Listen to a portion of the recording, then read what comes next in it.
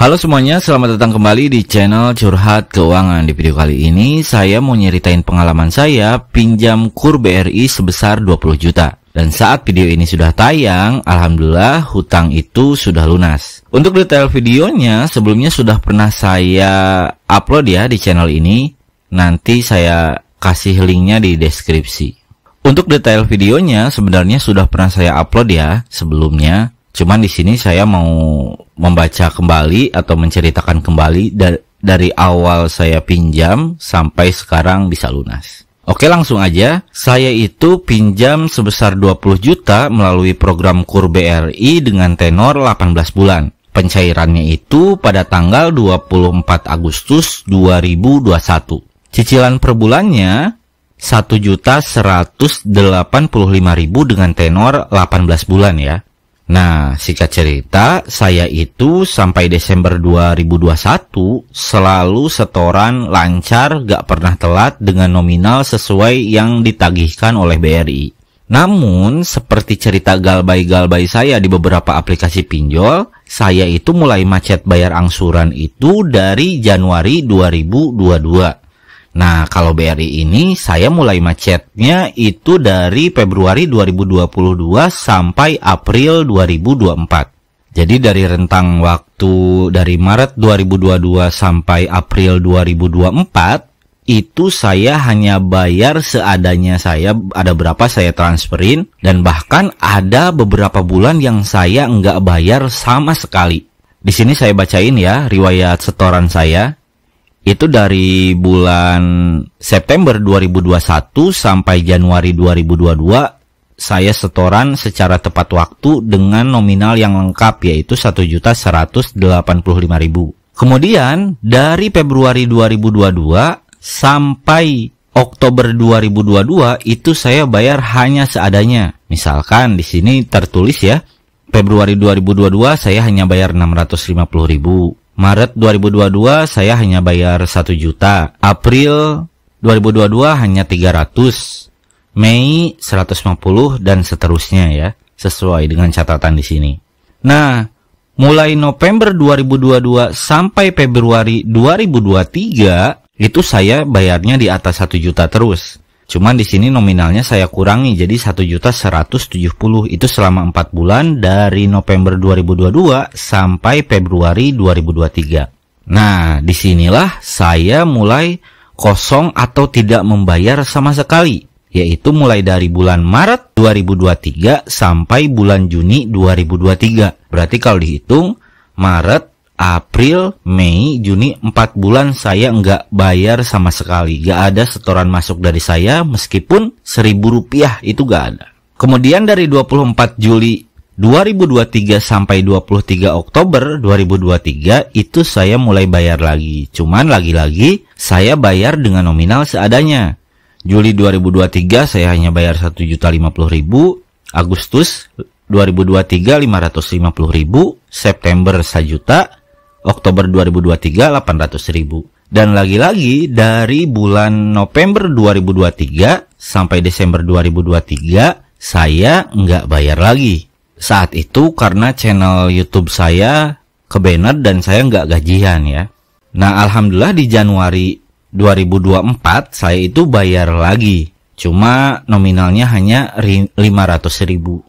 Kemudian dari bulan Februari 2024 sampai bulan April 2024 itu saya nggak bayar lagi. Tapi akhirnya di bulan Mei 2024 dan Juni 2024 saya mulai bayar. Bahkan di bulan Mei ini saya langsung bayarnya 3.750.000. Dan di bulan Juni ini saya bayarnya 800.000 sebagai pelunasan. Ini setoran terakhir dan sekarang alhamdulillah sudah lunas. Nah, kenapa di bulan Mei ini saya langsung bayar 3.750.000? Nah, di bulan Mei ini ceritanya saya kembali ditagih sama mantrinya ya. Dia ngehubungi saudara saya yang kebetulan juga punya KUR. Di bulan Mei itu saya tanya, "Pak, sisa hutang saya berapa?" Bapaknya jawab, sisa hutangnya itu ada 4.550.000. Akhirnya, karena kebetulan saat itu megang duit 3.750.000 yang dingin gitu ya. Akhirnya pada tanggal 10 Mei 2024 saya bayarin. Dan akhirnya sisa hutang saya itu sisa 800.000. yang saya lunasi di 24 Juni 2024.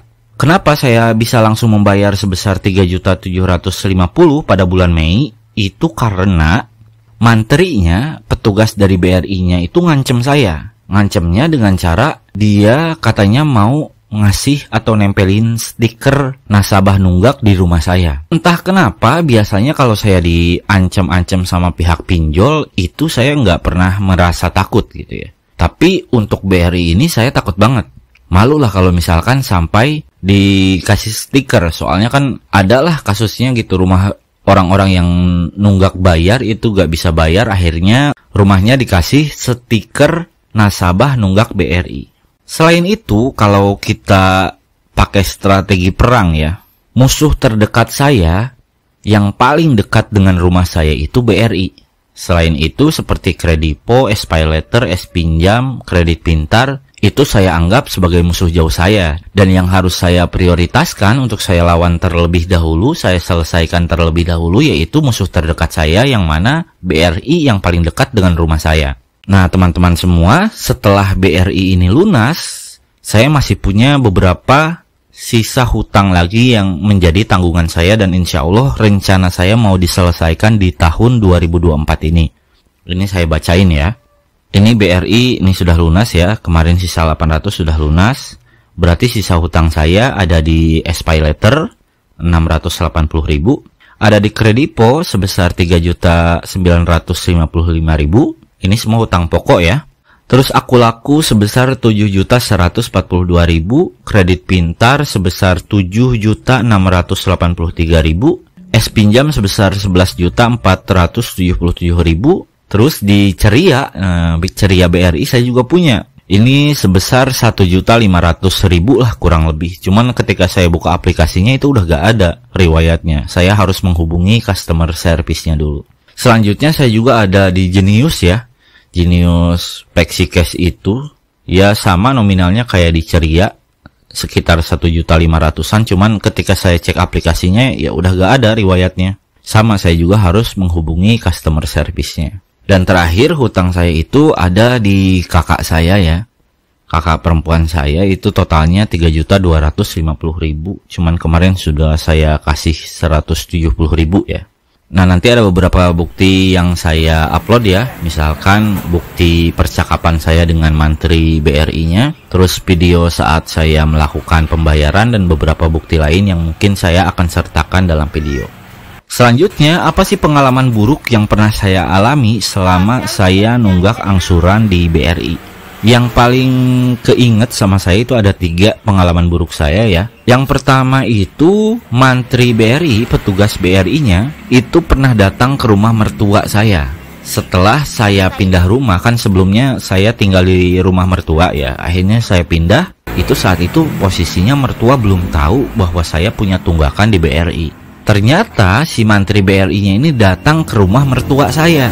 Saya itu malu banget saat itu. Malunya kenapa? Ya akhirnya mertua saya jadi tahu bahwasanya saya punya tunggakan di BRI. Kedua, saya pernah ditelepon di video call sama direktur cabang BRI yang saya pinjam di sana. Direkturnya itu nyuruh saya buat datang ke kantor, misalkan 3 hari lagi datang ke kantornya sambil ngelunasi hutang. Cuman karena saat itu saya gak punya uang, akhirnya ya saya gak datang dan gak lunasin.